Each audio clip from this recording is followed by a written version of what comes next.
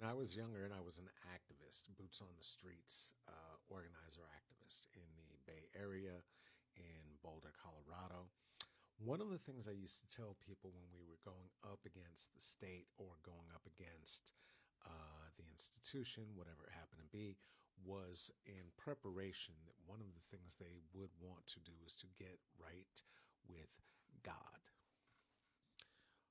which is very vague. And coming from somebody who was at that point a very young elder, telling people get right with God, what the hell does that mean? Was a thing I was asked more than once. And more than once, I had no good answer because I really didn't think about it any further. I knew that I had a relationship with spirit. I had a relationship with what I understand to be the entity that you call God. And so, whatever that meant to you, do it.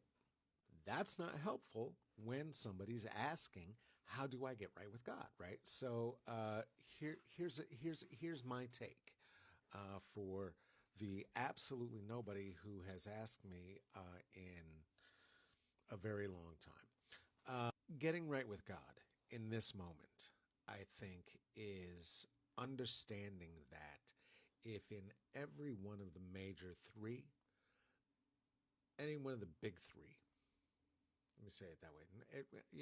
Listen, I practice what I practice. It's not considered big, but it's major. Any one of the big three is going to say to you that, first there was God, right? And then God made people, and people were perfect, right? Well, in the traditions that I know of, it also made humans perfectly imperfect.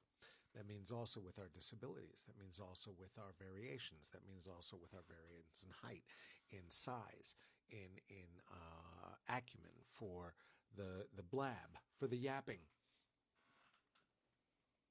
And as such, we are all perfect in our imperfections. So what does it mean then to get right with God? If we are all perfect images of God and we are all reflections of one another, then what is that to get right with God? Well, maybe it means get right with yourself, right? And if you're right with yourself, then maybe you're not going to have to be spending any of your time judging everybody else for what the fuck they're doing because you're worried about what the fuck you're doing. And now, if you get right with you and you don't worry about them, then you might be getting right with God. And if you do that, then that means that you will then start treating your neighbor as yourself because you understand that your neighbor is a reflection of yourself. And so when I am saying get right with God, I'm not suggesting to anybody what book you should open, what door you should go through, what church you should visit, what building it's in, where she lives.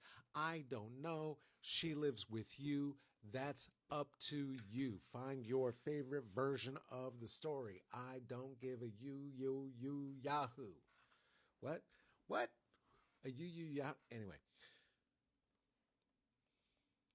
get right with God is to get right with yourself.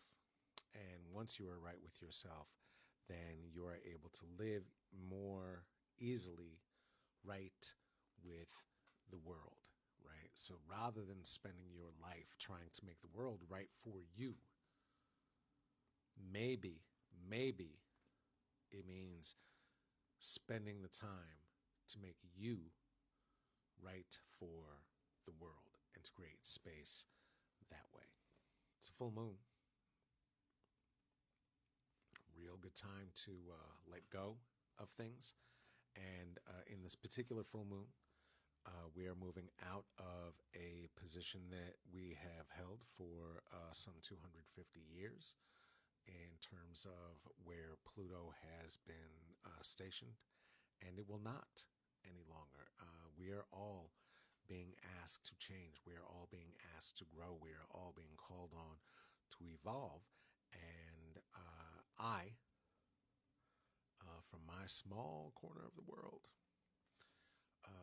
would invite you to get right with God.